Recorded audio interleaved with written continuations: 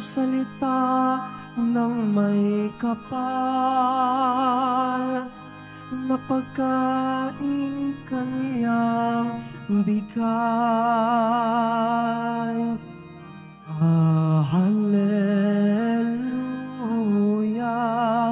hallelujah, hallelujah, hallelujah.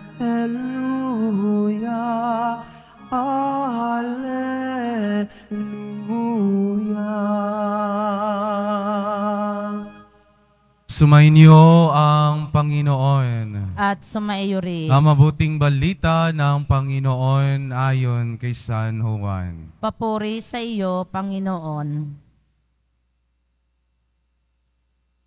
Kinabukasan, nakita ng mga taong nanatili sa ibayo ng lawa na naroon pa ang isang bangka.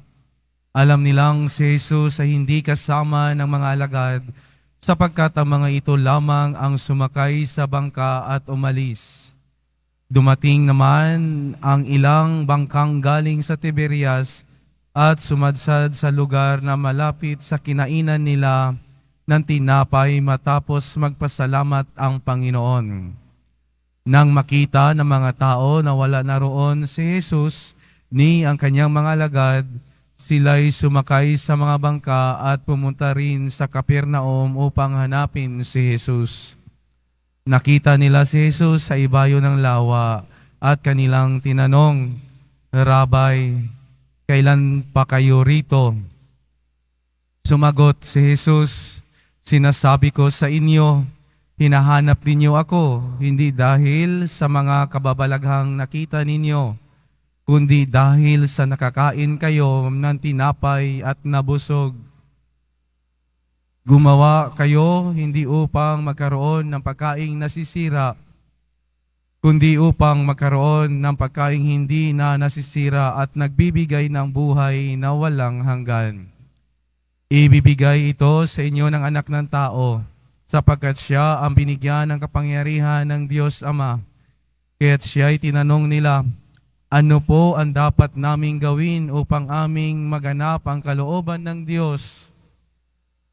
Ito ang pinagagawa sa inyo ng Diyos. Manalig kayo sa sinugo niya, tugon ni Jesus.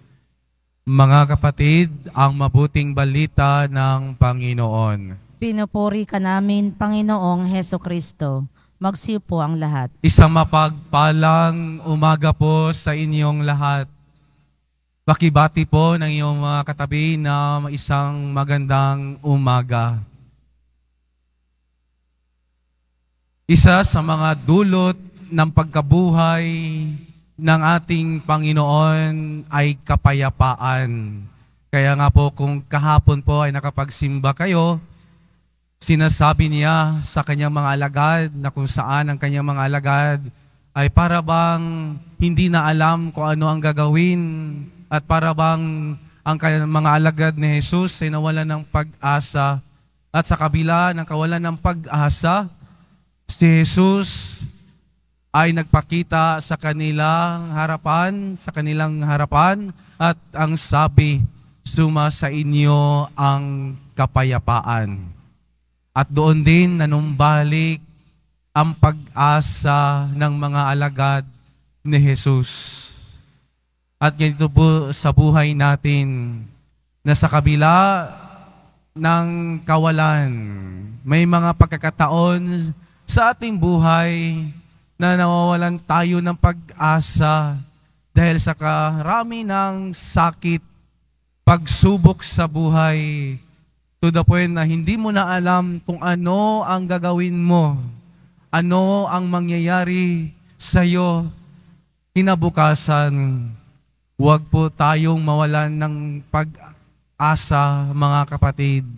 Huwag sumuko dahil sa pagkabuhay ng ating Panginoon, bibigyan niya tayo ng kapayapaan at sa kanyang pagkabuhay, mararanasan natin ang pag-asa at tunay na kapayapaan.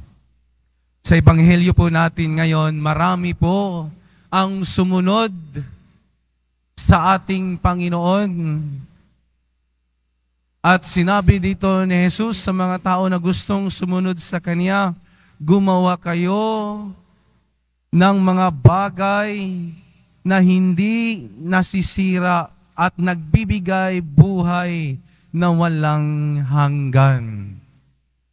Kaya po itong hamon sa atin ng ating Panginoon na sa pagsunod natin sa Kanya, gawin natin yung mga bagay na naayon sa Kanyang kalooban. Yung mga bagay na magdadala sa atin sa buhay na walang hanggan. Kaya nga po sa araw-araw, pag sumikapan mo na magpakabuti, piliin mong magpakabuti na sa kabila ng iyong mga kahinaan. Nandoon na yung pagsisikap na magpakabuti. Pangalawa, pagsumikapan din niyo po na maging tapat sa Kanyang mga utos at turo. At higit sa lahat, sa araw-araw, piliin po natin ang paggawa ng kabutihan at pag-iwas sa kasamaan. Ito yung mga bagay na magdadala sa atin o yung mga bagay na tinutukoy ni Jesus sa Ebanghelyo na magbibigay buhay na hindi masisira. At sa bandang huli ng Ebanghelyo, sinabi ni Jesus, sinabi ng mga tao, ano po ang aming gagawin para makamit ito? Sinabi ni Jesus, manalig kayo sa sinugo ng Ama. Ang ibig sabihin, manalig tayo kay Jesus, sa poong Jesus Nazareno. Dahil walang makakapunta sa Ama, kundi sa pamamagitan ng pananalig natin kay Jesus. Kaya po mga kapatid, pagsumikapan natin na sa araw-araw na binigay sa atin ng Diyos na kalakasan, pagsumikapan natin na magpakabuti araw-araw, maging tapat sa Kanyang mga utos at turo, at higit sa lahat, ang pag-iwas sa tukso at kasamaan. Itong mga bagay na ito ang magdadala sa atin sa buhay na walang hanggan. Amen.